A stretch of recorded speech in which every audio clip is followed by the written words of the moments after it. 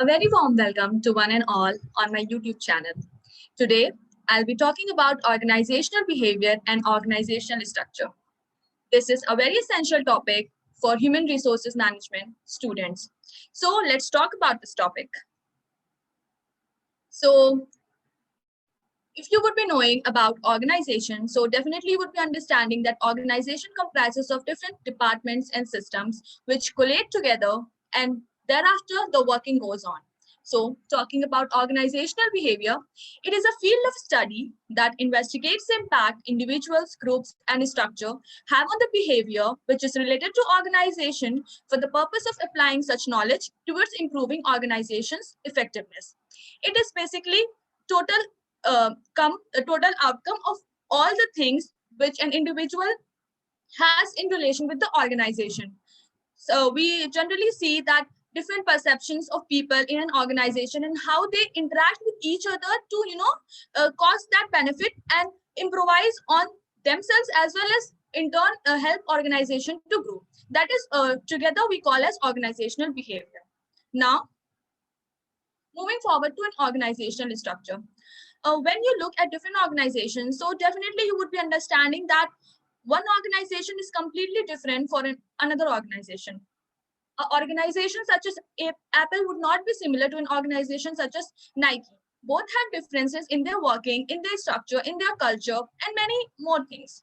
So similarly, talking about the organizational structure, it refers to the framework within which an organization arranges its line of authorities and communications and then allocates duties on the basis of the same. Why do we need an organizational structure? Like, we need an organization. Definitely we generally see in our day-to-day life as well that a proper structure is necessary when we work or when we look into anything, as in we have to have that thing in an organized way. Similarly, an organization which is such a huge body and which operates in which operates in many areas and has to deal with lots of things together as a whole, so it has to have a proper structure in place to look forward and to associate things and move ahead with the same. So in that way only, with this regard, we need an organizational structure in order to establish a relationship between the functions and positions, for instance, for assigning the roles, for assigning the responsibilities, and delegating the authorities for the persons who are working in the organization to carry out the specific roles and thereafter work for the organization and provide such inputs from their side. Now, the importance of organizational structure, as I told earlier as well. So definitely a structure is very important part when we consider anything in place. And for organization, it is of utmost importance, as in because it impacts the effectiveness and efficiency of working in an organization. An organization consists of people who work together, who interact with each other, and then bring forth the results. So definitely, to promote that teamwork which is present in an organization, a structure is very important. It reduces the redundant actions, the unnecessary, the flawed actions, and lead to a flawless a set of systematic approach towards the work which one wants to accomplish.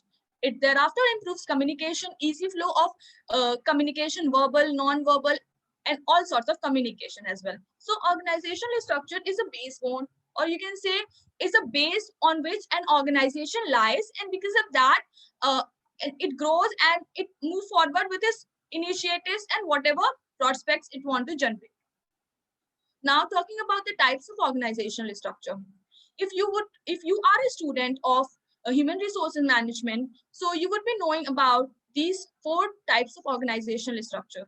Talking about the tall organizational structure, basically it is based on a system as you generally see in military, where a line of commands are given and there are a lot of hierarchical system associated with it, starting from a low hierarchy to a large hierarchy. There are a lot of departments, a lot of people involved in this type of organizational structure. This type of organizational structure was basically seen in the organizations which are old and traditional. Now, talking about the flat organizational structure. When we talk about the flat organizational structure, so the organizations such as Google, we all admire as an organization. Such organizations have this flat organizational structure where there is a wide span of control and also less departments and are involved, so that the easy flow of communication is there, and people from the lower level can directly communicate to the higher authorities without being reporting to other departments people. Now, talking about the virtual organizational structure, here the use of technology and electronic media comes in place, wherein the structure gets associated with people in that way. And boundaryless organizational structure is an outlay which is not so properly defined, and it generally caters to people who interact with each other, but there is no formalized system as such, and it is often seen in startups or less developed organizations. Now, talking about the organizational structure of Tata Motors. Tata Motors is a very old organization established in the year 1945. Until then, it is the fifth largest in the world in terms of passenger vehicles, and as we all know that it is one of the most established organizations, and we are aware of the ethnicity of this Tata company and the associated people with this. So it has a flat organizational structure which is recently modified from tall organizational structure. This is the basic structure wherein you can see the departments and certain things uh, uh, pertinent to human resources, the management department, the finance department, the operations, the logistics parts, everything is clearly shown in this picture. Now, moving forward, the interpretation of its structure.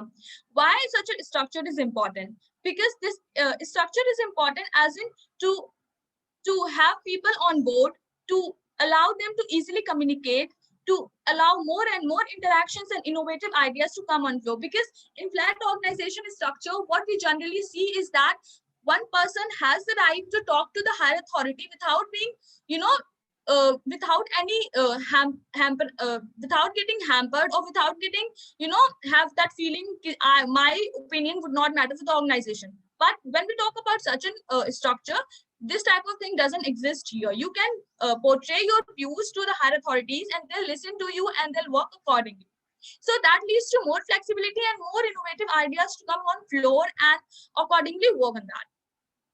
Now, talking about different characteristics of its structure.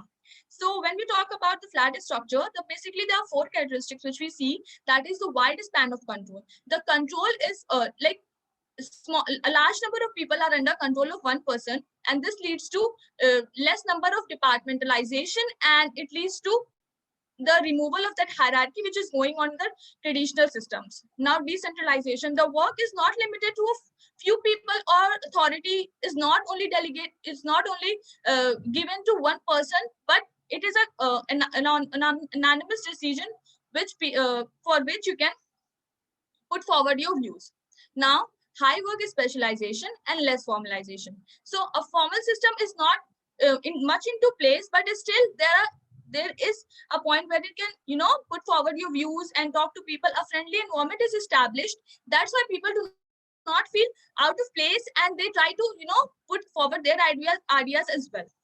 So that's all from my side. I hope this video, after seeing this video, you would have gained at least a glimpse of what organizational structure and organizational behavior is all about. So if you like my videos, so please subscribe to my YouTube channel, and I'll be bringing more such videos. Thanks a lot. Have a nice day.